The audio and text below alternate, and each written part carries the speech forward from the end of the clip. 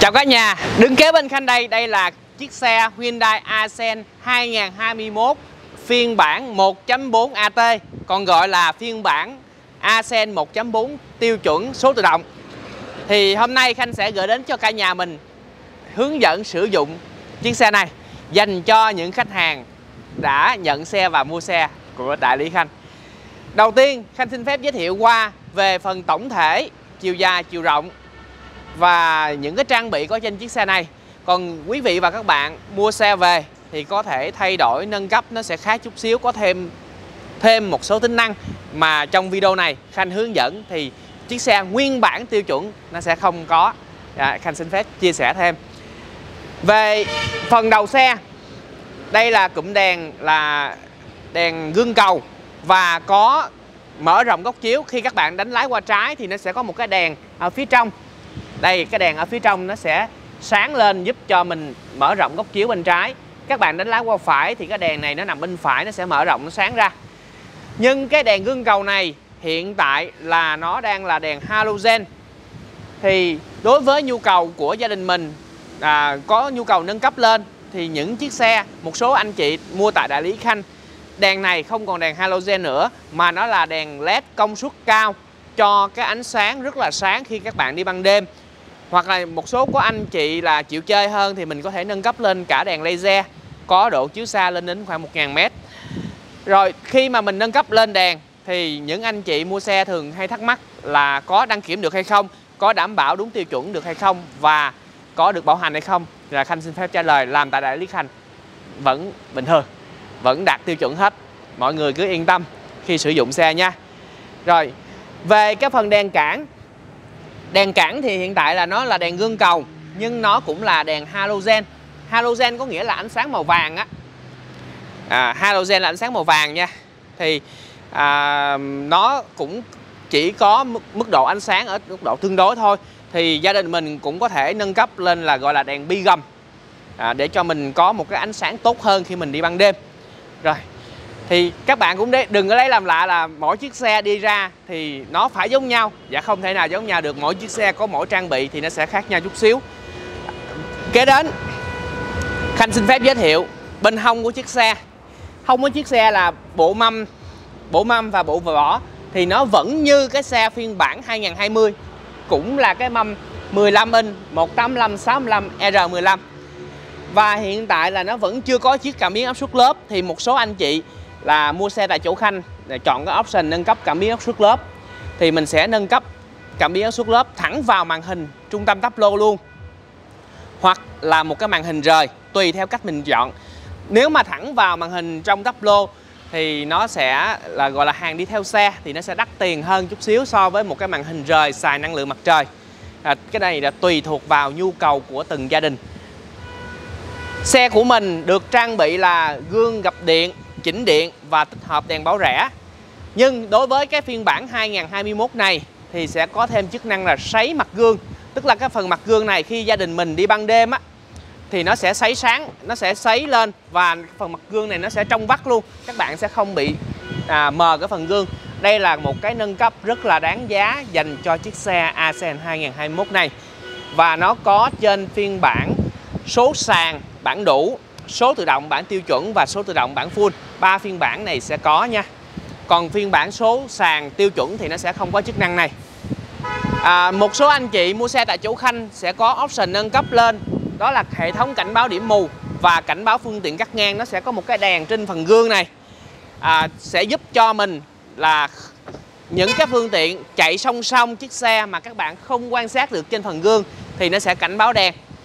Và khi mà các bạn muốn quẹo trái quẹo phải thì những cảnh báo đèn và cảnh báo âm thanh nó sẽ phát vào trong khoang lái của các bạn để các bạn biết được là có vật cản và chúng ta dừng lại chờ vật cản nó đi qua. Còn đối với cái hệ thống cảnh báo cắt ngang thì gia đình mình ve chiếc xe từ trong nhà ve ra bị 2 bức tường che, hoặc là ve chiếc xe từ trong bãi ve ra bị 2 chiếc xe kế bên che mất, thì mình sẽ nó có một cái radar phía sau sẽ phát ra tín hiệu để báo hiệu chiếc xe hoặc người đi bộ đi qua. Mình sẽ dừng lại và đợi cho xe đó đi qua, mình sẽ ve ra tiếp. Như vậy nó sẽ rất là an toàn. Thì Khanh muốn giới thiệu những cái tính năng này dành cho những anh chị mà đã có thể nâng cấp. Tại vì nó hoạt động là tự động, thì mình chỉ cần bấm vào, bấm nút bật lên là tự động nó hoạt động thôi.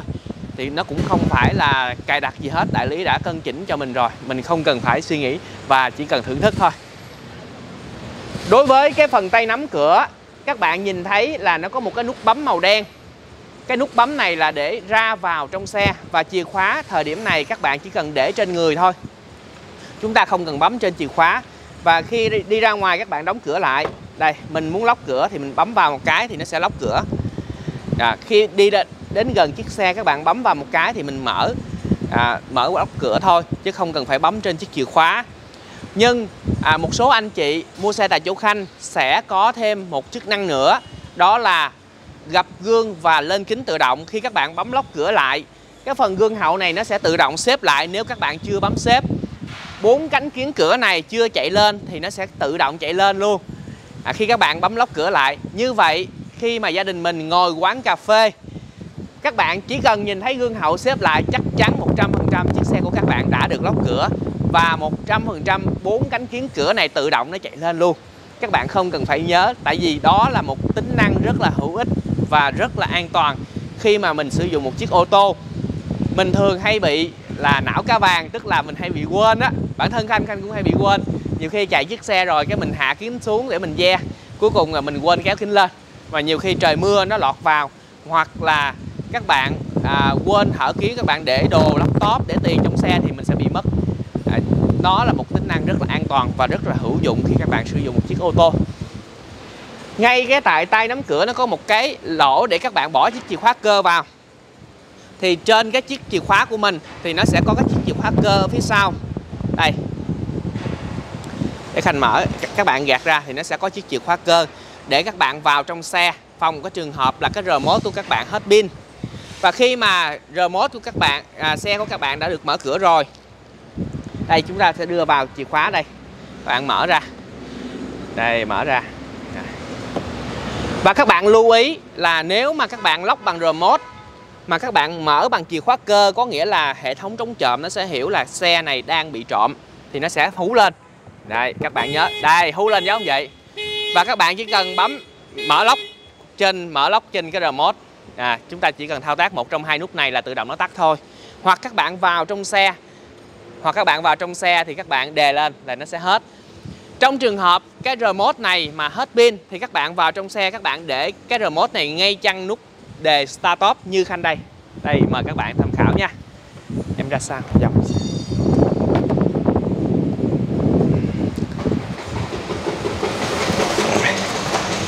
Đây gia đình mình sẽ đạp phanh để chuẩn bị đề. Rồi gia đình mình sẽ đạp phanh nha.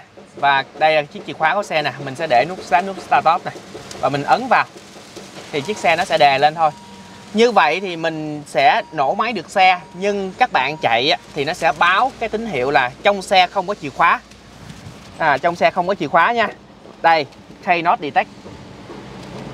Nếu mà cái chiếc chìa khóa của các bạn yếu pin thì nó sẽ báo Cannot Detect, các bạn vẫn hoạt động bình thường, không có vấn đề gì hết. Cái việc mà chúng ta hết pin thì chúng ta sẽ thay pin thôi. Cục pin này rất là rẻ. Chúng ta sẽ tách cái chìa khóa này ra để chúng ta thay pin phía trong. Rồi bây giờ Khanh mời các bạn đi ra ngoài, Khanh sẽ giới thiệu thêm những tính năng. Rồi lát nữa Khanh sẽ vào trong xe giới thiệu thêm.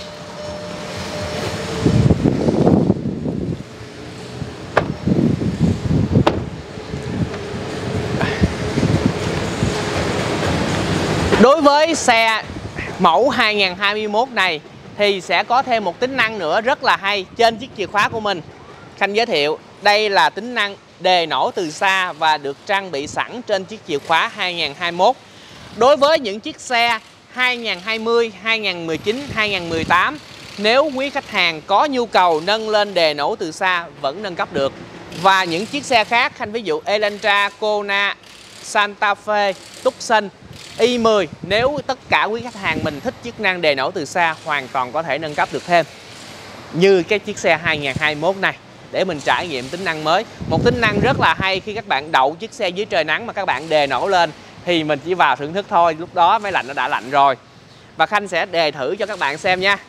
Rồi, ngoài các bạn mình tham khảo hiện tại tắp lô của xe đã tắt rồi, tức là xe mình đang lóc cửa đúng không ạ?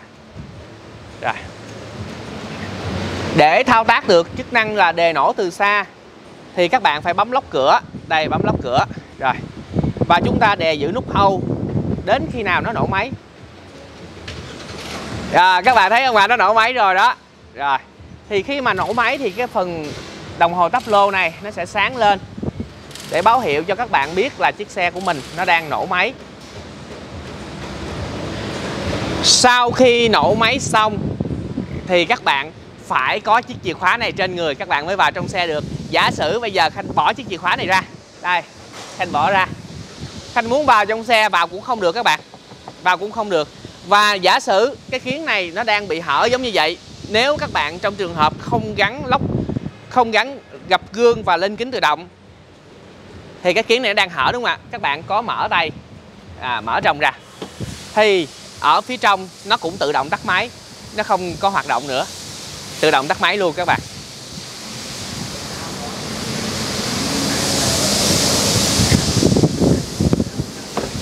Khanh muốn giới thiệu cái việc này để cho các bạn biết rằng chiếc xe của các bạn hoạt động tính năng đề nổ từ xa là để kích hoạt máy lạnh, chứ không có thể nào chạy chiếc xe được nếu không có chiếc chìa khóa. Các bạn phải vào trong xe, các bạn nhấn nút Start Off và các bạn hạ phanh tay xuống, các bạn kéo cần số về D, các bạn chạy. Nếu các bạn không có chiếc chìa khóa thì chúng ta sẽ không thể nào chạy chiếc xe được đâu. Nó sẽ tắt máy luôn đó. Và tắt máy thì không thể nào mở lại được, bởi vì chìa khóa chính là cái chức năng giải mã hệ thống đánh lửa. Rồi, để các bạn yên tâm. Những anh chị mua chiếc xe này thường đi về mới nhận xe thì thường hay thắc mắc đó là đổ xăng, mình đổ xăng 92 hay 95. Thì Khanh xin phép chia sẻ luôn là mình đổ xăng 92 hay 95 đều được. Giả sử đang đổ 95 mà lỡ có đổ 92 vào thì cũng không vấn đề gì hết. Nhưng mà Khanh khuyên và nhà sản xuất cũng khuyên là các bạn nên đổ xăng 95 để mức độ bốc của xe nó đạt được tốt nhất và cái tỷ số nén nó tốt nhất để chiếc xe mình sẽ bốc nhất. Rồi, cái xăng 92 và 95 thì các bạn khuyên bạn nên đổ hệ thống Petrolimex, Comeco, PV Oil. Đây là những cái hệ thống lớn giúp cho chiếc xe của mình có một chất lượng xăng tốt nhất. Khanh không nói họ tốt hoàn toàn, nhưng nó sẽ tốt nhất trong thị trường. Các bạn nên chọn những cái xăng lớn uy tín. Còn nếu các bạn đổ những cái xăng bị pha tạp chất thì hệ thống đèn mà cá vàng, nó gọi là đèn cá vàng, nó sẽ báo lỗi lên đồng hồ táp lô và lúc này các bạn sẽ đi vào xúc kim phun lại, rất là mất thời gian. Có thể xe mình sẽ báo lỗi và không chạy được luôn nếu mà hệ thống kim phun nó bị đóng cặn. Rồi, đó là Khanh chia sẻ. Còn khi mà gia đình mình đem chiếc xe về thì đầu tiên mình sẽ chạy bình thường đường Việt Nam cho 80, 90 đường bình thường và 100 đến 120 cây số đường cao tốc thì các bạn cứ chạy bình thường. Không nhất thiết phải chạy road dive, nổ máy tại chỗ, như vậy nó rất là hại máy. Mình cứ chạy bình thường, hạn chế tăng tốc đột ngột. Và 1000 cây số đầu tiên thì gia đình mình sẽ vào đại lý cân chỉnh bảo dưỡng và các bạn sẽ được miễn phí tiền công ở tất cả hệ thống Hyundai trên toàn quốc. Tiền công miễn phí, các bạn sẽ cân chỉnh bỏ vào cái phần tiền nhớt hoặc tiền lọc nếu các bạn thay thôi. Rồi, 5000 cây km kế tiếp các bạn sẽ vào thay nhớt, nghĩa là km số 10.000 á, tức là mình sẽ vào mỗi 5000 cây mình vào một lần. 5000, 10000, 15000, 20000 mình vào một lần nha. Rồi, thì 10.000 cây mình mới thay lọc, 5.000 cây mình thay nhớt. Các bạn nhớ giúp dùm Khanh, cái xe của mình 5.000 cây mới thay, không nhất thiết phải 3.000 cây, 4.000 cây các bạn chạy vào đâu. Trong trường hợp xe của gia đình mình đi rất là ít và đậu thường xuyên thì các bạn nên 6 tháng vào một lần để cho nhà sản xuất và đại lý kiểm tra lại tình trạng của xe, tránh trường hợp bị chuột bọ nó cắn thôi. Đó là những cái chia sẻ của Khanh.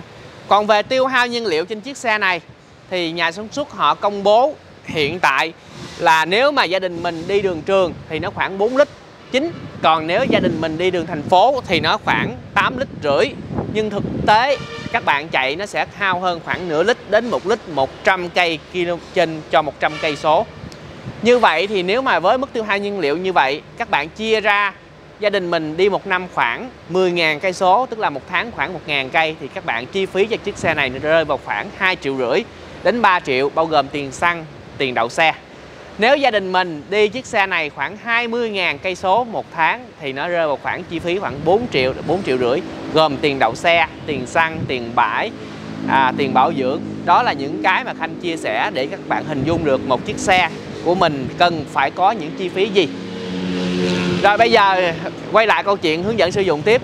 Đối với xe Ascend phiên bản đặc biệt, phiên bản số sàn bản đủ và phiên bản số tự động tiêu chuẩn, có thêm chức năng là mở cốp thông minh. Có nghĩa các bạn cầm chiếc chìa khóa này trên người, 4 giây tự động cốp xe sẽ mở lên. Đây, cốp xe sẽ mở lên, các bạn không cần phải làm gì hết. Và giả sử trường hợp 2 tay 2 túi đồ, các bạn chỉ việc bỏ vào, chúng ta sẽ đi siêu thị tiện dụng hơn rất là nhiều. Trong trường hợp gia đình mình cảm thấy chức năng này phiền phức, không muốn nó hiện hữu, thì mình có thể tắt. Lát nữa Khanh sẽ hướng dẫn mình tắt trong đồng hồ táp lô. Đối với xe của mình thì bộ mâm dự phòng thì nó sẽ nằm ở phía dưới đây. Đây là bộ mâm dự phòng, và các gia đình mình lưu ý là hiện tại là 5 mâm sẽ giống nhau, và các bạn không bị cái trường hợp là mâm thép. 5 mâm giống nhau luôn nha. Xe mình sẽ có chiếc camera rear, và các bạn một số bạn đem về thì chạy cái camera rear của các bạn than phiền là bị mờ, thì các bạn nhớ lột cái siêu chỗ này ra. Đây nó có tấm siêu, mình lột ra thì camera nó mới trong lại. Một số bạn nói là sao camera em mờ quá. Kế đến thì xe của mình sẽ có cảm biến ve. Đây là cảm biến ve để giúp cho mình định hướng được khi mình ve. Một số anh chị muốn chiếc xe của mình có thêm trang bị là cảm biến góc, thì mình hoàn toàn có thể nâng cấp được trên chiếc xe này. Mình sẽ gắn thêm cảm biến góc trên xe để cho chiếc xe của mình lái mình dễ dàng canh được cái phần mũi xe phía trước. Trên đây là cái anten vây cá. Đây là anten vây cá nha. Còn những cái vạch này nó gọi là sấy kính sau. Còn anten thì nó chuyển lên trên đây rồi. Đối với hàng ghế sau thì nó sẽ có thêm cho gia đình mình tiện ích là cửa gió hàng ghế sau và cái chiếc sạc. Đây Khanh giới thiệu nha, cửa gió hàng ghế sau. Đây là cửa gió hàng ghế sau nè. Và chiếc sạc USB, chuẩn USB nằm phía dưới. Thay vì cái chuẩn 12V như thời trước, đây là nó là chuẩn USB luôn. Đây. Những cái hộc để đồ trên cái vách cửa, vách lưng phía trước nè. Rồi chai để nước có đầy đủ cho các bạn. Đây là những cái tiện ích mà các bạn gần như sử dụng hàng ngày.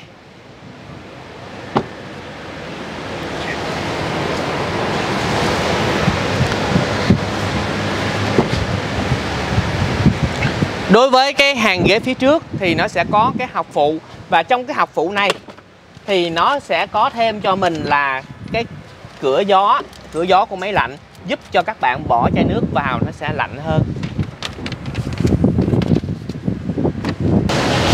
Giới thiệu với cả nhà mình, đây là cái phần tay nắm cửa của ghế tài xế. Thì cái phần này là các bạn sẽ gặp gương, các bạn bấm vào thì cái phần gương hậu nó sẽ xếp lại. Đây, gương hậu nó sẽ xếp lại, bấm vào bung ra. Nếu các bạn có trang bị cái chức năng hồi nãy Khanh chia sẻ là gập gương tự động và lên kính tự động, thì cái nút này các bạn gần như không phải suy nghĩ là nó nằm vị trí nào luôn.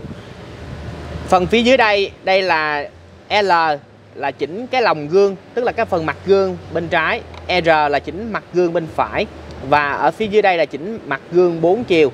Khanh ví dụ bây giờ các bạn muốn chỉnh lồng gương bên trái thì các bạn bấm vào chữ R và các bạn chỉnh mặt gương 4 chiều. Đây, mặt gương 4 chiều các bạn chỉnh đây, nó sẽ lật mặt gương 4 chiều. Đây các bạn nhìn nè, đó, nó chỉnh mặt gương 4 chiều. Nút này là lóc cửa trung tâm, và xe của mình có thêm chức năng là lóc cửa theo tốc độ, thành ra các bạn cũng đừng quan tâm đến nút này. Đây là lóc kiến trung tâm, khi các bạn bấm lóc lại thì 4 cánh kiến cửa này sẽ không hạ xuống được. Đây là hạ kiến của tài xế, đây là hạ kiến của 3 cánh kiến cửa còn lại. Nút này là mở nắp capo. Rồi. Nút này là mở cốp sau. Nút này là mở nắp xăng. Đây, mở nắp xăng các bạn giật lên thì cái nắp xăng nó sẽ bung ra. Đây, nắp xăng nó sẽ bung ra. Và cốp sau nó sẽ bung ra. Đây.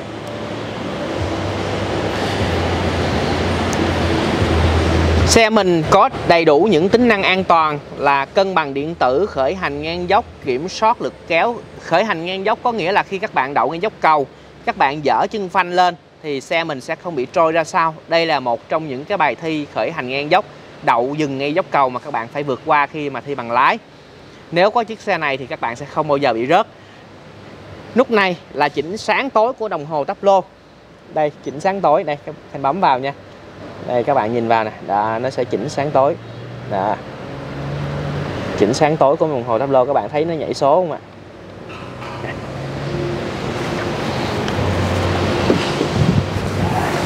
Đối với cái vô lăng của xe thì các bạn sẽ chỉnh là 4 hướng, có nghĩa là khi các bạn gạt cái cần này, bạn có thể kéo lên hạ xuống, kéo ra, kéo vào 4 hướng để cân bằng cái khoảng cách tay. Các bạn chỉnh cái này làm sao mà cho chiếc xe của mình á, khi các bạn gài lại thì cái phần mũi này nó vừa ngang phần càm và cái tay của các bạn vừa cong. Như vậy các bạn lái xe nó sẽ không bị mỏi khi các bạn đi đường xa. Nếu các bạn thẳng quá thì như vậy mình sẽ bị mỏi, mà các bạn để gần quá như vậy mình sẽ khó thao tác. Và các bạn lưu ý dùm Khanh là chạy xe thì mình không nên chạy bằng một tay. Như vậy gặp tình huống mà bất ngờ thì mình sẽ không lái kịp, mà các bạn nên lái bằng 2 tay nha. Mình đừng có để cái thói quen mà một tay cầm lái mà một tay vịn vô cần số, như vậy thì nó không có hay. Tại vì bây giờ là mình lái xe số tự động rồi, chứ không phải là lái xe số sàn. Rồi Khanh giới thiệu với mọi người, đây là cụm phím bên trái. Cụm phím này là điều chỉnh âm thanh. Chữ mode này các bạn sẽ chuyển chế độ AM, FM, Bluetooth. Mình phải bấm, nó sẽ chuyển trên màn hình.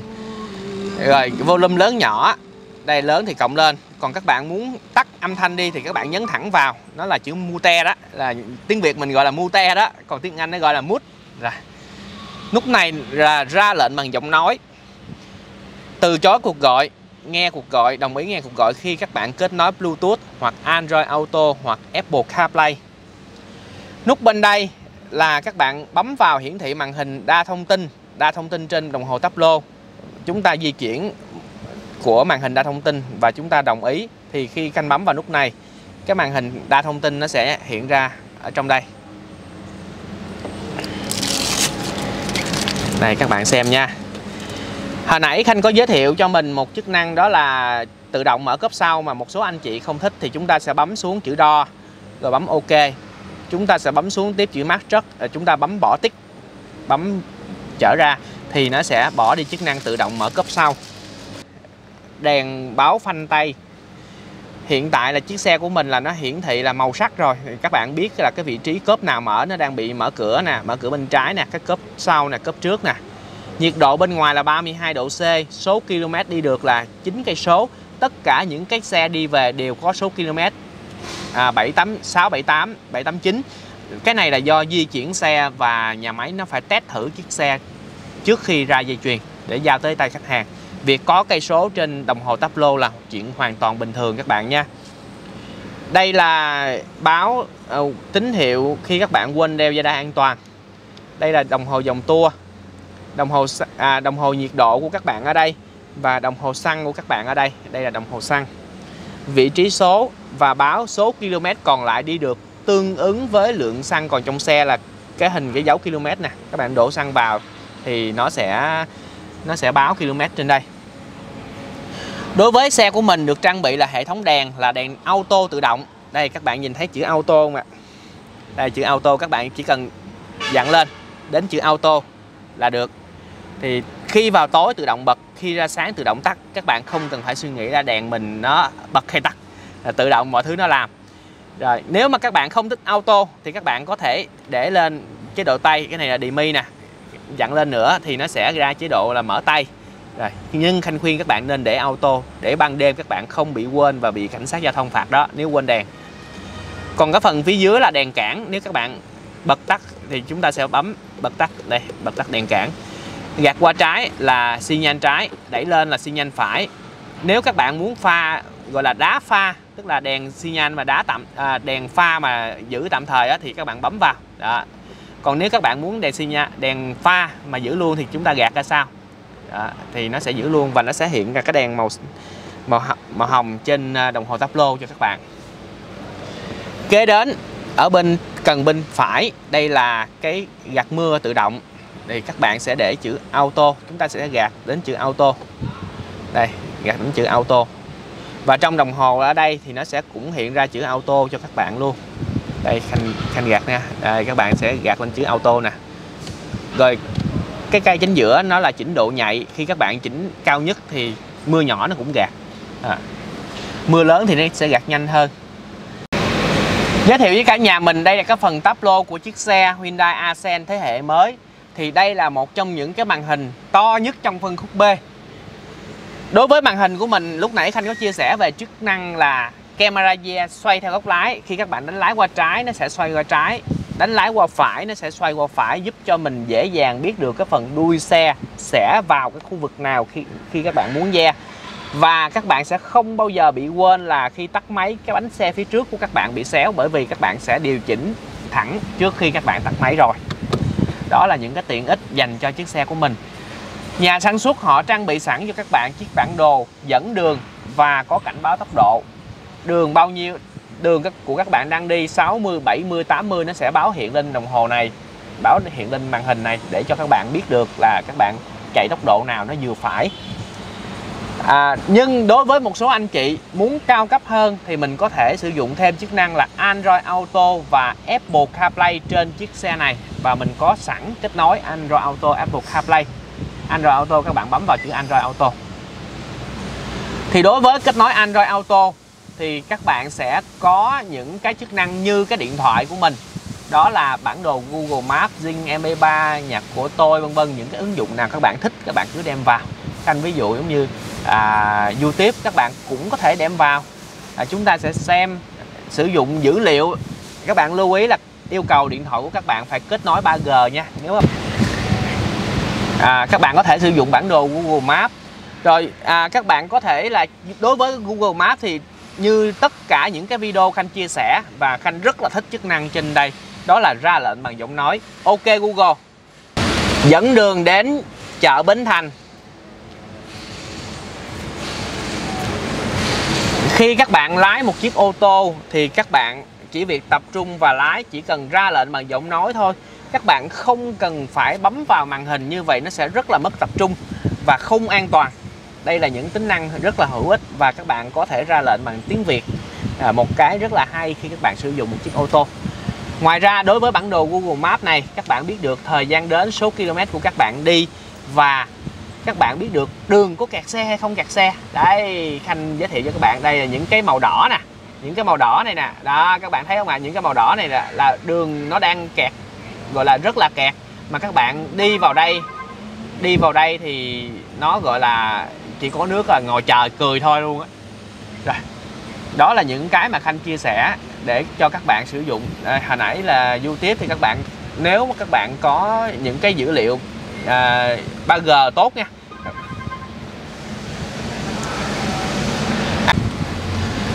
Đối với những anh chị đang thích xài iPhone thì mình sẽ có kết nối là Apple CarPlay. Thì khi các bạn cắm cái điện thoại iPhone của các bạn vào thì các bạn lưu ý là mình phải vào phần cài đặt và các bạn phải vào phần Siri và tìm kiếm. Rồi các bạn bấm tích vào cái phần là bật Siri lên, bật hai cái này lên để nó kích hoạt Siri. Rồi các bạn chỉ việc cắm cổng cáp vào thôi là tự động nó sẽ nhận cái dữ liệu Apple CarPlay cho các bạn. Đây, Apple CarPlay. Đối với Apple CarPlay thì nó cũng y như Android Auto, nó sẽ đưa tất cả những dữ liệu ứng dụng của các bạn vào trong màn hình để các bạn sử dụng. Cũng có bản đồ Google Maps, cũng có Zing MP3 và cũng ra lệnh bằng những cái kết nối khác. Khanh ví dụ giống như Bluetooth, FM, AM, USB, các bạn có đầy đủ trên cái màn hình này. Lúc nãy Khanh có chia sẻ là cái cảm biến áp suất lớp thì nếu mà mình có gắn tích hợp vào màn hình thì nó sẽ hiện trong cái màn hình vòng tròn này luôn. Đây, trong màn hình này vị trí 4 bánh xe của mình áp suất. Còn nếu mà các bạn không có điều kiện để gắn cái loại trong tích hợp vào trong màn hình này thì mình sẽ gắn một cái màn hình rời bên ngoài và có nó sẽ sử dụng là cái dữ liệu cái điện mặt trời, nó sẽ có một cái màn hình hiện ở đây. Nói chung là nó cũng đầy đủ chức năng nhưng mà nó không có thẩm mỹ không thẩm mỹ với bằng cái màn hình gắn trong đây thôi. Về phần điều hòa thì các bạn muốn lạnh thì các bạn chuyển qua đây. Nếu các bạn lạnh nhiều thì các bạn bớt lạnh lại thì các bạn dặn lên. Còn nếu mà các bạn ở miền Bắc thì chúng ta sẽ chuyển qua cái sưởi nóng. Đây là chế độ sưởi nóng. Đây là tốc độ gió. Đây là nút AC. Nếu các bạn bỏ AC thì nó chỉ ra gió, và lưu ý là các bạn không bật AC thì nó chỉ ra gió, và gió nó sẽ từ lạnh chuyển qua nóng nha.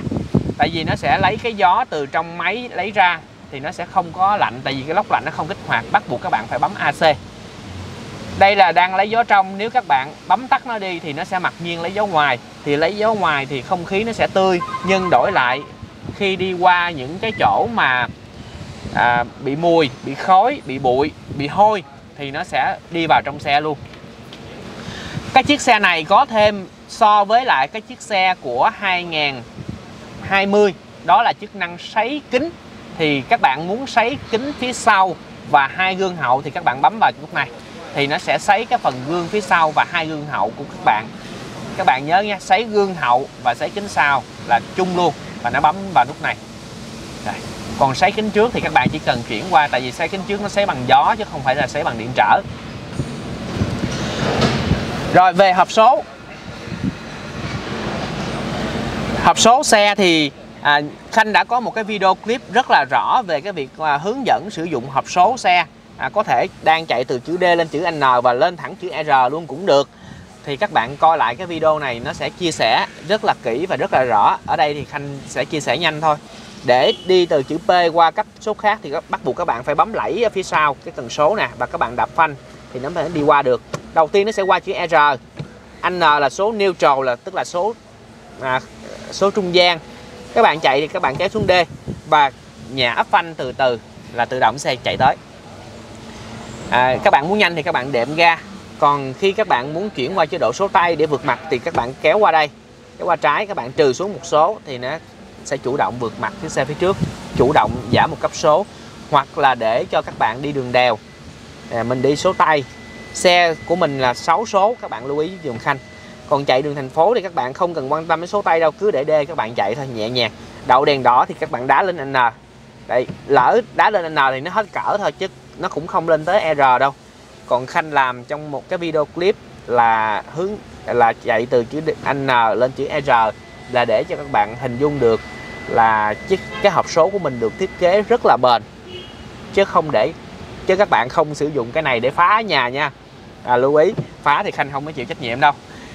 Cái nút shift lock này để phòng trường hợp là cái xe của các bạn hết pin, thì khi mà hết pin thì các bạn không đè máy lên được, và cần số của các bạn không kéo từ chữ P qua chữ N được, thì các bạn bắt buộc các bạn phải bấm nút shift lock này.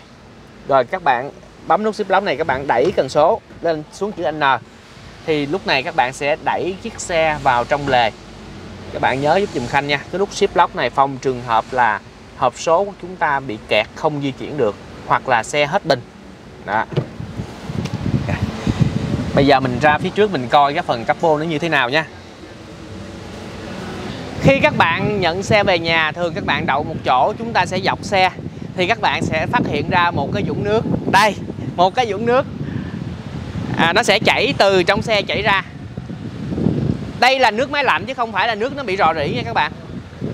Tại vì cái lốc lạnh thì nó sẽ đặt ở bên đây, thì nó sẽ chảy cái nước của lốc lạnh xuống. Đây là một hiện tượng hoàn toàn bình thường khi các bạn đậu nổ máy một chỗ. Và khi buổi sáng thì các bạn đề nổ thì có nước ở trong cái bô nó sẽ văng ra nữa. Đó là một hiện tượng rất là bình thường do cái phản ứng hóa học trong cái nhiên liệu thôi. Thì khi mà nóng tự động nó mất tiêu, các bạn cũng đừng lo lắng. Đây là những cái chia sẻ của Khanh dành cho những anh chị nào mới làm quen chiếc xe. Khi các bạn nhận xe về thì cái phần đèn này, các bạn chạy mà trời mưa thì sẽ có hiện tượng là nó động hơi sương. Thì khi các bạn bị động hơi sương, các bạn chỉ cần bật đèn lên, nó sáng trong khoảng 15 phút, hệ thống đèn ở nóng thì tự động cái phần kiến ở phía trong này nó sẽ trong lại. Các bạn cái hiện tượng này mà nó lặp đi lặp lại thì nó cũng hoàn toàn bình thường. Đó là do cái việc chênh lệch nhiệt độ giữa bên ngoài và bên trong, giống như cái ly nước của các bạn bỏ viên đá vào thôi. Nếu hiện tượng này nó nhiều, có nghĩa là nó bị động nước ở phía trong luôn, thì các bạn đem xe vào bảo hành. Còn nếu mà nó bị hấp hơi thì nó chỉ cần mở đèn lên là nó sáng bình thường và trong lại bình thường. Đây là hiện tượng rất là bình thường, các bạn cũng đừng lo lắng nha. Để mở nắp capo được phía trước thì các bạn ngay cái logo các bạn đưa tay thẳng vào. Đây nó có một cái cần lẫy ngay logo. Để các bạn coi giúp dùm Khanh. Các bạn dỡ nắp lên Và chúng ta sẽ có cái tay các bạn bỏ vào đây. Đây là cái phần động cơ của xe. Các bạn lưu ý xe của mình sẽ được bảo hành 3 năm hoặc 100.000 km tất cả hệ thống Hyundai trên toàn quốc. Lưu ý bình ắc quy bảo hành 1 năm hoặc 20.000 km tùy theo điều kiện nào đến trước. Ở nhà các bạn chỉ việc là kiểm tra nhớt của mình nó có bị rò rỉ hay không, mà chắc cũng không cần kiểm tra đâu, tại vì xe mình gần như không có bị gì đâu.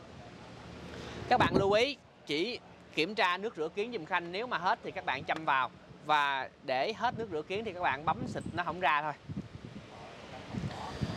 Ở đây là dầu phanh, thì các bạn kiểm tra mức min max ở trong dầu phanh và nhìn thấy nó là được. Nó sẽ thay theo chu kỳ 40.000 cây mới thay một lần. Kế đến chúng ta sẽ có nước làm mát, và nước làm mát nó là cái bình phụ ở đây. Bình phụ ở đây thì các bạn nhìn thấy nó là được, và nó cũng thay chu kỳ 40.000 cây mới thay, các bạn cũng đừng lo lắng. Ở đây là cái nắp nước làm mát thì các bạn không được mở khi nóng nha, nó sẽ phục hơi lên, phỏng mặt của các bạn. Đối với Hyundai Accent là một trong những chiếc xe thiết kế rất là hay là cái phần boe, nó nằm cái vị trí ở chỗ này rất là cao. Thì khi các bạn chạy chỗ nước ngập, Khanh lưu ý với các bạn là chạy chậm, không quá nửa bánh xe. Hiện tượng thủy kích của xe gọi là thủy kích, có nghĩa là nước vào khoang động cơ. Và các bạn lưu ý là khi mà chúng ta chạy vào chỗ ngập nước, khi bị tắt máy thì các bạn tuyệt đối không được đè lại. Khanh nhấn mạnh điều này để các bạn lưu ý. Không được đè lại, bởi vì nước sẽ không nén được và nó sẽ gây thủng lốc máy. Thì lúc này bảo hiểm sẽ từ chối đền xe của các bạn luôn. Và các bạn lưu ý là khi chúng ta chạy đường nước ngập thì chúng ta chạy là trục bánh xe nè các bạn. Đây là trục bánh xe, thì các bạn chạy phân nửa trục bánh xe thôi. Nhớ giúp giùm Khanh nha. Rồi đóng nắp capo. Đóng nắp capo lại thì các bạn để hở, rồi chúng ta buông thả nắp capo thôi. Các bạn không cần phải nhấn vào đâu, tại vì nhấn vào nó sẽ làm hư cái nắp capo của các bạn. Ở trên trụ lái này thì nó sẽ có rất là nhiều thông tin, là các bạn có gắn cảm biến áp suất lớp và muốn biết cái lớp mình bao nhiêu thì ở đây nó cũng có cho các bạn. Đây là thông tin về cảm biến, thông tin về lớp xe là 2,3 kg, 2,4 kg, 2,3 kg, 2,3 kg nếu các bạn đi 3 người, và 2,3 kg, 2,4 kg nếu các bạn đi đủ 5 người. Để các bạn xem được là áp suất lớp của mình bao nhiêu ký nếu các bạn có gắn cảm biến áp suất lớp. Rồi ở đây nó còn có năm sản xuất của xe, thì năm sản xuất của xe nó tương ứng với lại cái đăng kiểm của các bạn luôn. Các bạn không cần phải coi số khung, số máy gì đâu. Ở đây nó có sẵn luôn, nhà sản xuất họ đánh sẵn luôn cho các bạn, không cần phải suy nghĩ. Đối với một số anh chị muốn gọi là khóa an toàn trẻ em, khi các bạn mở cửa ra mà các bạn muốn chủ động mở từ bên ngoài, không để cho trẻ em mở từ bên trong ra, thì ở phía ngay chỗ này nó có một cái khóa gọi là khóa an toàn trẻ em. Thì gia đình mình dùng cái chìa khóa cơ của xe, các bạn xoay nó thì nó sẽ khóa cái cần gạt bên trong. Thì khi mà các bạn gạt này nó sẽ vô hiệu.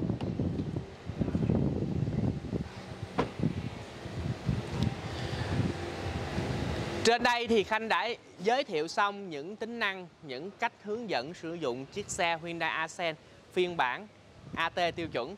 Mong rằng video của Khanh chia sẻ sẽ hữu ích dành cho tất cả những quý khách hàng mua xe tại chỗ Khanh đang muốn thắc mắc những cái vấn đề về sử dụng chiếc xe. Cảm ơn cả gia đình mình đã quan tâm theo dõi video. Nếu cảm thấy yêu thích, nhờ gia đình mình nhấn nút đăng ký, nhấn dấu chuông để nhận những video mới nhất. Nếu gia đình mình hỏi về chương trình mua xe, vui lòng liên hệ với bên Khanh qua số điện thoại 0788 555 444. Bên Khanh sẽ tư vấn những cái chương trình mới nhất, hấp dẫn nhất, kể cả việc vay mua tiền mặt và thời gian nhận xe như thế nào dành cho quý khách hàng. Xin chào và xin hẹn gặp lại.